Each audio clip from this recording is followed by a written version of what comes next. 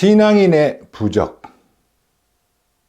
연세가 꽤 있어 보이는 한 부인께서 아들을 데리고 오셨습니다. 남편에게 버림받은 부인은 아들 둘 데리고 열심히 살았는데 작은 아들이 이혼 직전이라고 했습니다. 작은 아들은 얼굴 가득 "난 싫어" 라고 쓰여 있었고, 억지로 끌고 온 엄마의 얼굴엔 불안이 쓰여 있었습니다.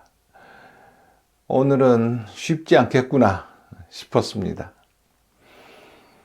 내 남편 다른 여자한테 빼앗기고 살아온 30년도 힘들었는데 지 애비에게서 배울 것이 없어서 이혼하는 것도 배우느냐고 목을 놓고 울었습니다.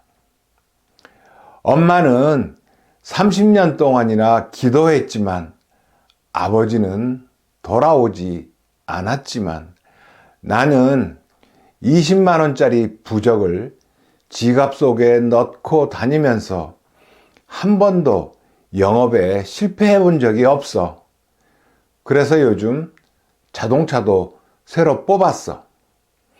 소용도 없는 기도하느라 괜히 세월만 보냈어.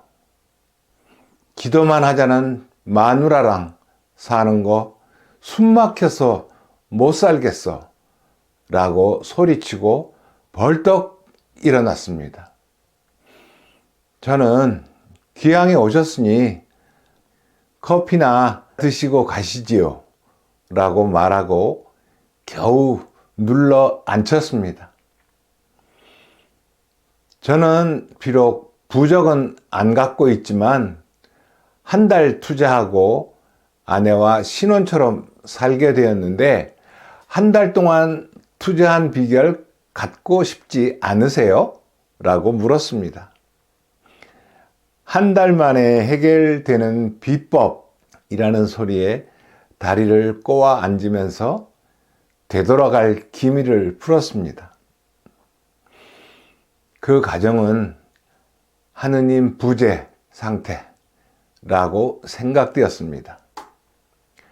엄마는 아들을 사랑한답시고 잔소리만 하고 있었고, 아들 부부는 서로 옳다는 주장만 하느라고 서로 사랑하지 못하고 있었습니다.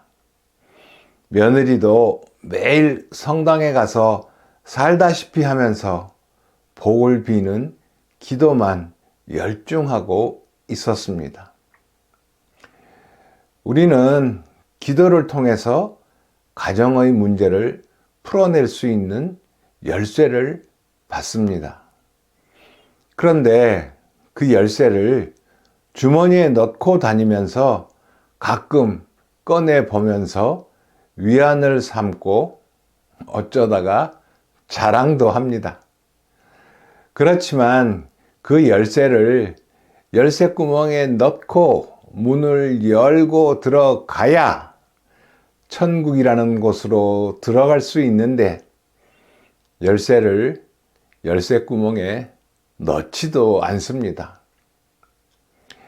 하느님 부재 상태일 때는 누군가가 먼저 구체적으로 사랑을 실천하면 사랑이신 하느님을 다시 모셔올 수 있고 현존하시는 예수님 이름으로 모여서 살 수 있다는 생각이 떠올랐습니다. 제가 입을 열었습니다. 우리 부부의 관계가 최악이었을 때 우리도 형제님 가정과 비슷했습니다. 우리 마누라도 매일 성당에 가서 기도 열심히 하던 사람이었습니다. 제가 식탁에 앉아서 마누라가 해준 반찬이 짜다고 투정을 하면 제 아내는 말이 없어졌습니다. 그리고 분명 다음날 성당에 가서 남편의 반찬 투정을 거두어 가달라고 기도를 했을 것입니다. 저도 천주교 신자라서 미사에 갑니다. 어느 날 미사 중에 우리는 죽은 예수를 믿지 말고 살아있는 예수를 믿어야 한다라는 강론을 들었습니다. 과연 나는 부활한 예수를 믿고 있나 싶었고 큰 충격이었습니다. 부활하신 예수, 살아있는 예수를 믿는다는 것은 구체적인 사랑이 실천되어야 한다는 생각이 들었습니다. 그날부터 식사가 끝나면 반찬에 대한 평가 대신 잘 먹었습니다, 고맙습니다 라고 말하기 시작했습니다. 매일매일 거듭하면서 제 마음속에 아내에 대한 고마움이 조금씩 자라기 시작했습니다. 제가 말을 하는 대로 제 마음이 변해갔습니다. 아내는 까탈스러운 남편의 입맛에 맞추기 위해 부단히도 노력하는 사람이라고 제 마음이 넓어지기 시작했습니다. 우리는 그렇게 실마리를 풀기 시작했습니다. 제가 아내를 구체적으로 사랑하기 시작하자 우리 집에는 마치도 예수님께서 함께 사시는 것 같았습니다.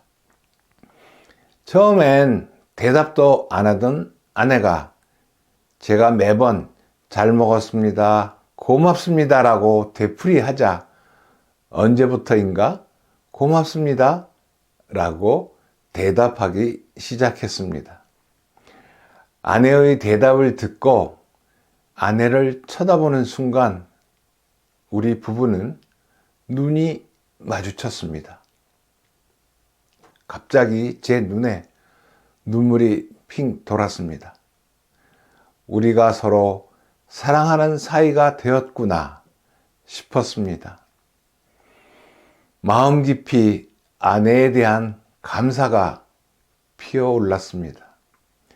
그날부터 우리 부부 사이에 있었던 얼음은 다 녹아버렸습니다.